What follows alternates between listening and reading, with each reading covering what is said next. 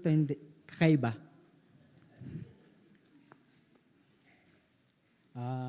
Sige po, before we start, let us pray po. Our Heavenly Father, we thank you, Lord, sa umagang ito. We thank you, Lord, sa pagkakataon that we can come and sit at your feet and learn from you. And Lord, may you speak to us through your word. And Lord, help us to listen to you and to apply your word in our lives. We thank you, Lord. In Jesus' name we pray. Amen and amen. At now, alam niyo po, when I asked to share a devotion about less than 2 months ago, I was nervous and my heart was pounding so fast. Kinakabahan talaga ako. Even though I'm familiar with the pulpit for some time na. But still, may kaba pa rin. Why? Because it's time that we can rely and trust God kapag nagbibigay tayo ng message to encourage, remind, and sometimes even rebuke. Sometimes. And when I got the call or I got the message, I started to pray to God what He wants me to share with you guys. And the Lord answered me with this passage. And I was reminded, I remember, like our team, na this year that a man after God's own heart. The person that we're going to read this morning is a man after God's own heart. And if you will look at yung inyong mga booklet sa likod, I titled this, The Forerunner. When you heard the word forerunner, you already have in mind who I'm talking about. Yes, I'm talking about John the Baptist. If you will look at his life, his ministry, he is a man after God's own heart.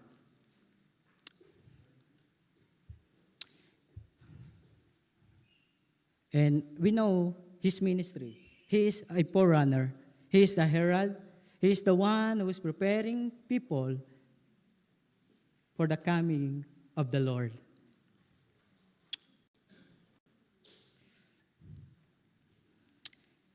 And you know, John the Baptist is one of my favorite character in the Bible.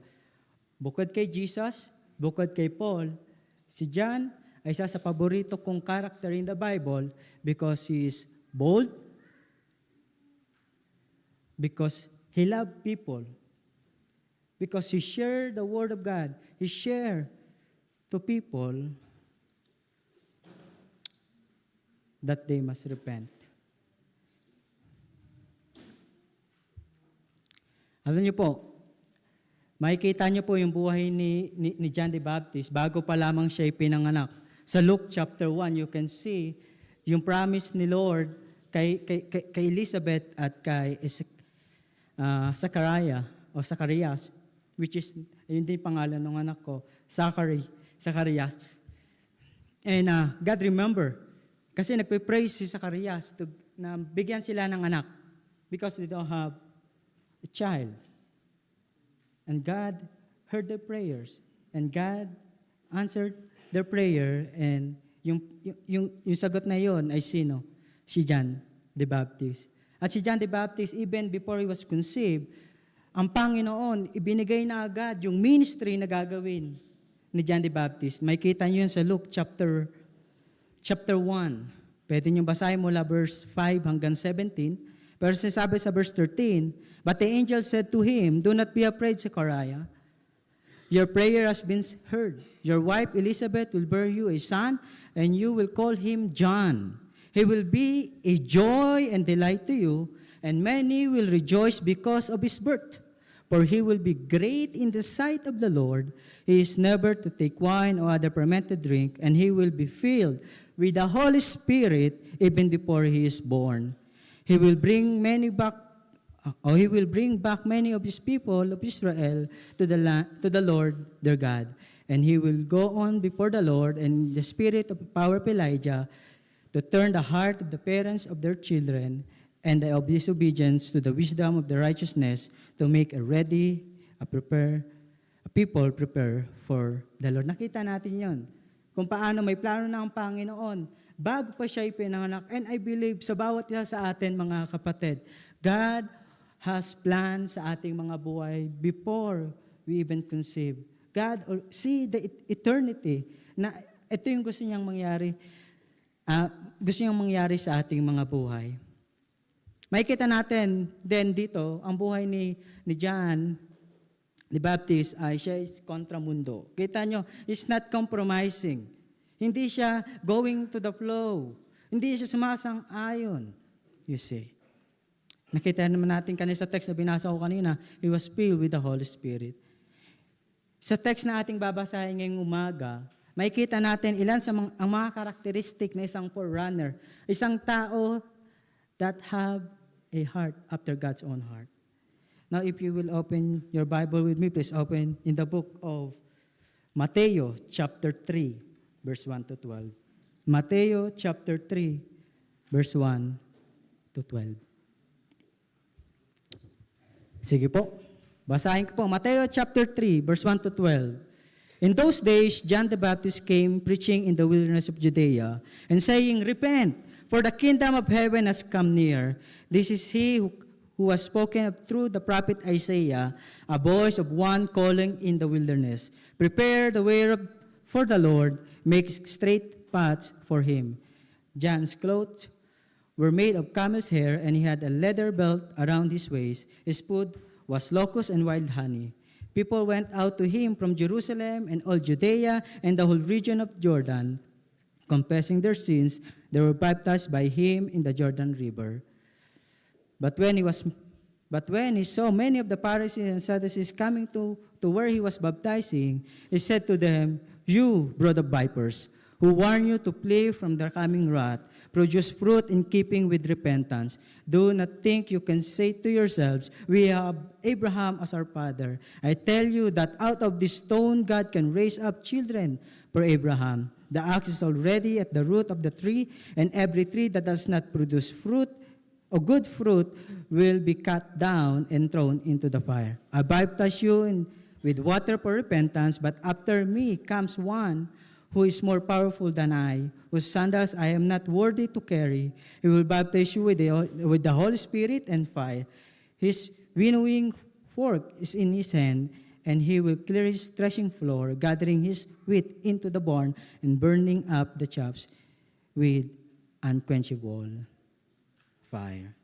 Alam nyo, dito po sa text na ating nabasa ay binigyan ko po ito ng 3 puntos. 3 things that the Lord spoke to me through this message or this passage. First, be obedient to your calling. May kita niyo yan sa verse 1, verse 4 to 6. Be faithful to the message. Verse 2, 7 to 10. And he understood this position that Jesus must increase or greater and we must decrease. Verse 3, 11, and 12. Ganun ko po siya binirik. No? Later on, makikita naman po natin. Now, ang una po is John was obedient to God's calling. Makikita niyo po dito, sabi sa verse 1, "And in those days, John the Baptist came preaching in the wilderness of Judea." Si John, he started his ministry in the wilderness of Judea. Later on, makikita natin, in particular doon sa Jordan River. Now, alam niyo po, makikita niyo po sa pamilya ni John the Baptist, siya po ay mula sa linya po ng mga pare. Makikita niyo sa Luke chapter 1, na siya po ay anak ni Elizabeth na mula sa lipi ni Levi, gayon din ni Zacarias na nagsiserve sa temple as a priest. At siya po ay in line. Dapat susunod siya sa linya ng kanyang magulang bilang isang pare. At alam niyo po, by age of 20, ay siya po ay nagtitrain na at tumutulong na in the service doon sa temple. By age of 30, siya po ay magsisimula ng mag-full-time sa pagsiserve kay Lord sa temple. But God has different plan in his life. God called him where? in the wilderness. To what? To proclaim the good news and to prepare the hearts of the people. Si John, he was obedient to God. Siya pumunta sa, alam po, yung wilderness sa Judea, ito po Bahrain. Kung pwede nyo pong i-search, makikita nyo po na ito'y desierto lang. Minimal yung ulan na dumarating doon. But God, I believe, by the leading of the Holy Spirit, siya po ay pumunta doon sa wilderness. At doon niyo po sinimulan yung kanyang ministry. Well, sa ating isipin natin, maybe we will think, why God will call John the Baptist to go in the wilderness? He can do the ministry where? In Jerusalem, where there is water. Many people in Jerusalem. Why you have to go to wilderness and to shout there, repent, for the kingdom of God is at hand. He can do the ministry there. Sometimes we don't understand God's way, but we have to trust Him. Why? Because God's way, God's thought is greater than us. God has planned in His life, and you can see, He went to the wilderness, preaching there, and what happened? Makita niyo sa verse 5 and 6, people from Jerusalem, from Judea, and the whole region of Jordan coming to Him. The Lord is the one who bring people to Him. He is in the wilderness, barren, it's not a good place to start a ministry. But God, because He is obedient, God is bringing people to Him. And I think, yun isang magandang paalala sa atin. Maybe, ang Panginoon, tinatawag ka sa isang lugar, at sabi mo, Lord, parang, does not make sense. Bakit pupunta ako rito? Ako nga, pumunta ako sa Pampanga. Kapampangan man to. Tagalog ako. Hindi kami magkakaintindihan. But the Lord is good. The Lord been blessing me with the ministry there. Kahit na magkaiba kami ng lingwa, thank God, naiintindihan nila Tagalog. Ako hindi ko sila naiintindihan. Kaya, muntikan na ako mabenta, pabuti na lang, sinasanay ko na yung sarili ko, nung magkapampangan, konti-konti lang. Konti lang. Maliti lang yung balo ko kapampangan. Pero okay lang. At least hindi na ako mabebenta. But sometimes, hindi natin naiintindihan. But gano'n mag-isip ang Panginoon. God is wiser than us. Ano dapat natin gawin? Trust Him. Trust Him. And you will see how God will work. Si Jesus Christ, He is obedient to His Father. May kita niyo sa Philippians chapter 2. He was obedient to His Father until death. Death. And what happened after? Doon sa Ephesians chapter 2, God bless Him. God gave Him name above all names. And everyone will call Him Lord of Lords and King of Kings. If you will obey God, you will see the power of God working in you. Trust Him. Of course, be patient as well in your obedience. Sometimes, yung tatawag ka ni Lord, huwag ka masyadong mabilis at atat. Dahil baka hindi pa yun yung time ng Panginoon. Si John, hindi agad siya pumunta doon. I believe, mga about 30 pa lamang siya pumunta roon. Hindi siya agad pumunta. Pero, doon din siya tinirin ng Panginoon Diyos. Now, the second point na meron ako is be faithful to the message. Nakita niyo po rito sa verse 2, sinabi niya, in saying, repent, for the kingdom of God has come near. Si John po is faithful to the message. Later on, makikita niyo sa mga susunod na verses. Doon sa verse 7 to 10, merong mga Pharisee, merong mga taong mag-uupo sa kanya, merong mga taong di gugustuhin yung kanyang mensahe. Siyempre nga naman, ang kanyang message, repent! Hindi ba pwedeng, maging mananampalataya kayo, tapos magiging mabuti ang inyong buhay. Yes! Magandang message yan. That's a good message, di ba? But the first message na ibinigay sa atin ni John ay repent. Amazing, mga kapatid, kung makikita ninyo, for about 400 years, ang Panginoon is silent. no words, no prophets. But the first word that God spoke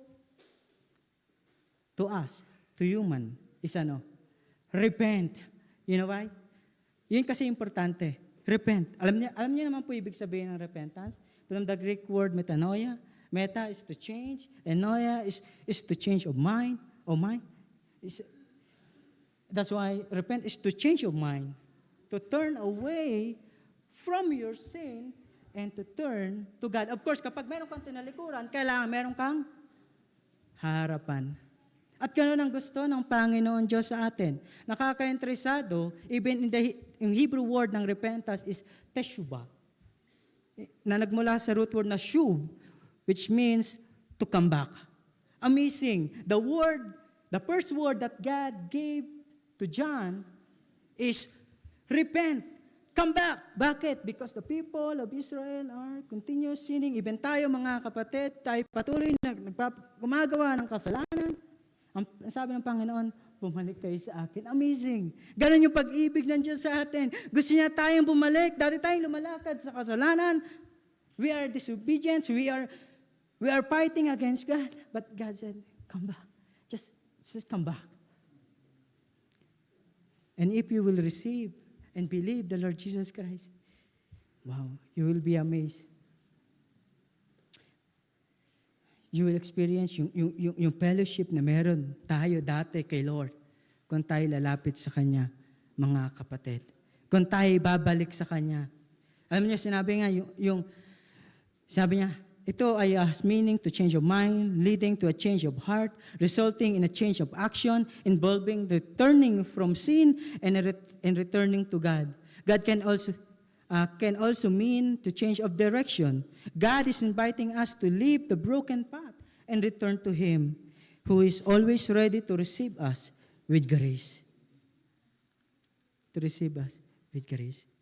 John was faithful to the message that God has given him. Even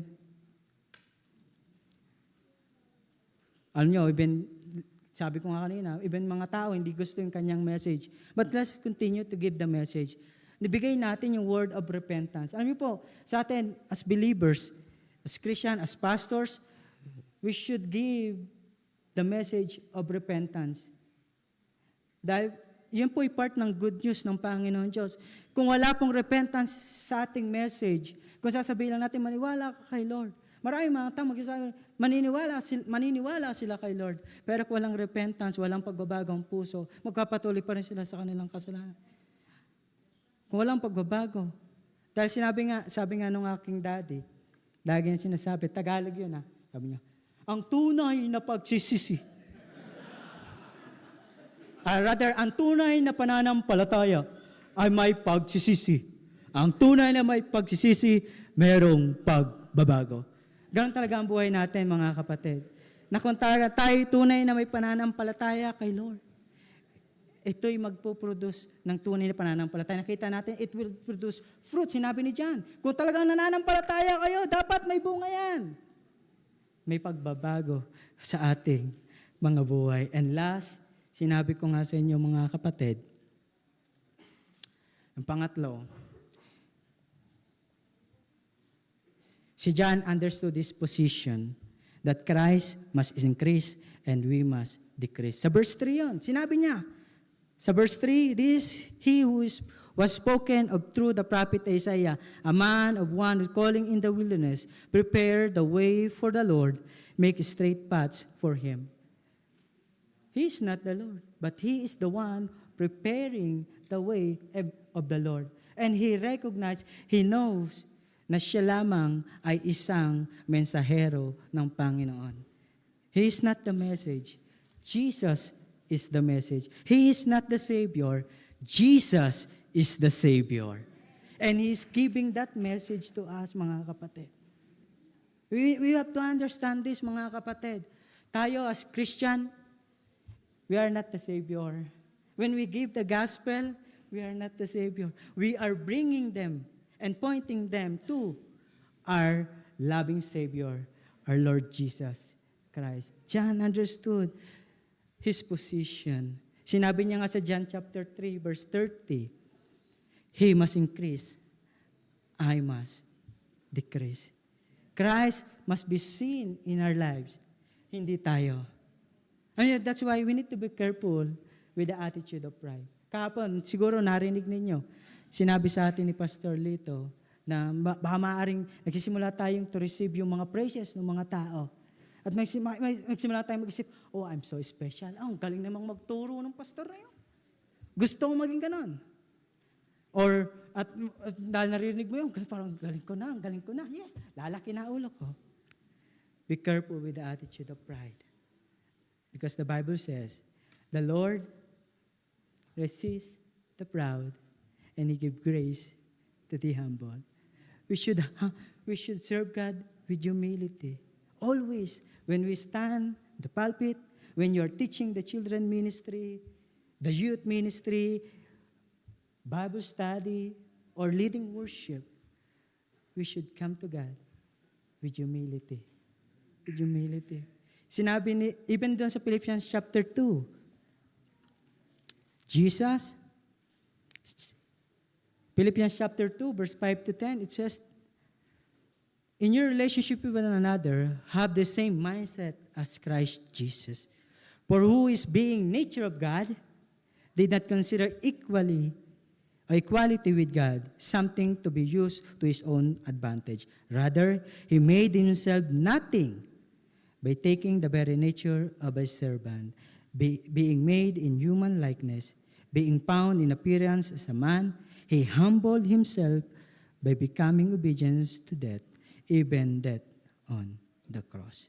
Therefore, God exalted him to the highest place and gave him the name that is above every name, and that at the name of Jesus, every knee should bow, and every tongue in heaven and on earth and under the earth, and every tongue acknowledge that Jesus Christ is Lord, to the glory of God the Father. You see, Jesus is our great example. He's God, but He humbled Himself. Bakit? Because He loves you. He loves me. Because He wants us to be with Him. Where? In heaven. That's why, mga kapatid, maybe some of us here, there's still sin in our lives. Nag-alarm po ako para alam ko na hinto ako. May 5 minutes pa naman ako. Don't worry. Para sure lang. Baka mobra ako eh. But, gano'n pa man, ang Panginoon, kita natin, gusto ng Panginoon. Baka mayroon pang sin sa buhay natin. Even Christian. Even tayo, mga leaders in the church, maybe there's still sin sa ating mga buhay na kailangan natin i-surrender kay Lord. I-surrender kay Lord. Para makapag-serve tayo sa Kanya ng buong puso ng may kagalakan. Alam niyo, si David, nung siya nagkasala, nawala yung joy ng kanyang kaligtasan. Maybe merong sin sa atin. Maybe merong ilan sa inyo rito na workers o minsan, siguro, gusto niyong umattend sa ating conference because you want to know more about Jesus. Pero meron pang sin sa buhay mo. Kapatid, surrender natin ito kay Lord. And He is faithful and just to forgive our sin and to cleanse us from all unrighteousness. Yan mga kapatid, ba't ko ito sinabi? Tulad ni John as forerunner, tayo rin mga kapatid, we are forerunner. We are preparing the way of the Lord. Jesus is coming back again. Very, very soon. He's coming back. Hanggat hindi pa siya bumabalik, prepare natin ang daan ng Panginoon. Let us share the Word of God. Let us reach the world of the gospel of Jesus Christ. Let us share yung salvation na binigay sa atin ni Jesus Christ to the world na still lost and dark, kapatid. You have the good news. You have the good news that you can share to the world that is full of bad news. You have the good news, kapatid. Kaya mga kapatid, kung ikaw ay isang tao na ang iyong puso ay para sa Panginoon, let me remind you again, yung 3 bagay. Be obedient to your calling. Maybe tinatawag ka ni Lord kung saan mang bagay. Just trust Him. Kahit hindi mo naiintindihan, trust Him. Makikita mo kung paano siya kikilos. Be faithful to the message. Because this message has power to change people. The Word of God is like two-edged sword. It's powerful. It's active and alive, kapatid. And always remember that Jesus must increase and we must decrease. Let us pray. Our Heavenly Father, we thank you, Lord, with your message. We thank you, Lord, for your encouragement and reminder to us. Lord, bless your people now, and as we continue, Lord, sa aming conference, sa mga susunod pang mga messages, Panginoon, we pray that we will hold yung mga bagay, Lord, na you've been speaking to us. Lord, help us na i-apply yung salita sa aming mga buhay. We thank you, we love you. In Jesus' name we pray. Amen and amen.